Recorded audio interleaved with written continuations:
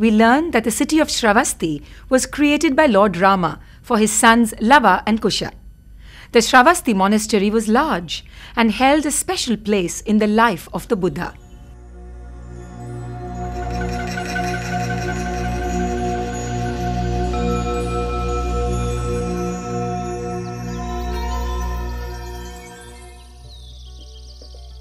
The garden for the monastery was acquired for the Buddha by a merchant who paid for it by paving it with golden coins.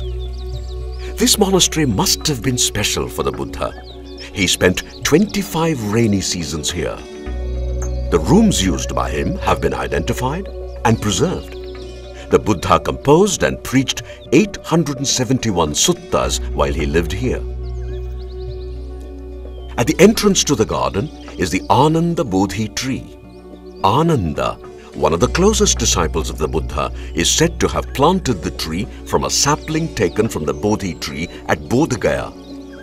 Ananda is said to have told the Buddha that the disciples could worship and give offerings to the tree when Buddha was away from the monastery. Buddha blessed the tree by sitting under it and meditating a full night. Today, many pilgrims continue to sit under the shade of the tree and meditate to feel the presence of the Master. Further inside the garden, we come across several ancient monasteries, temples and stupas. The most famous of them is the Jetavana monastery. The Buddha spent years in this monastery. From the writing of the Chinese traveler, we learn that the Jetavana during its heyday housed temples, meditation halls, monks' chambers, bathing places, a hospital, pleasantly shaded tanks, and a well-stocked library with reading rooms. Excavated in 1863 by General Cunningham, the ASI has created a garden that transforms the site to the peace and tranquility that must have characterized the monastery at the time of the Buddha.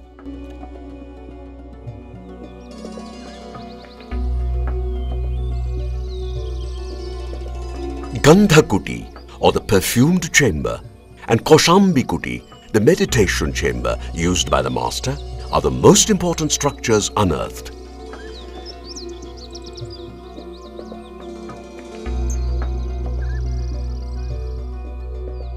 At many Buddhist sites, you will see this sculpture.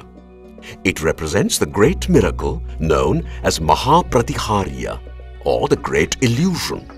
In this miracle, the Buddha divided himself into multiple bodies, thereby creating an illusion in which every person present had his or her own Buddha to converse with.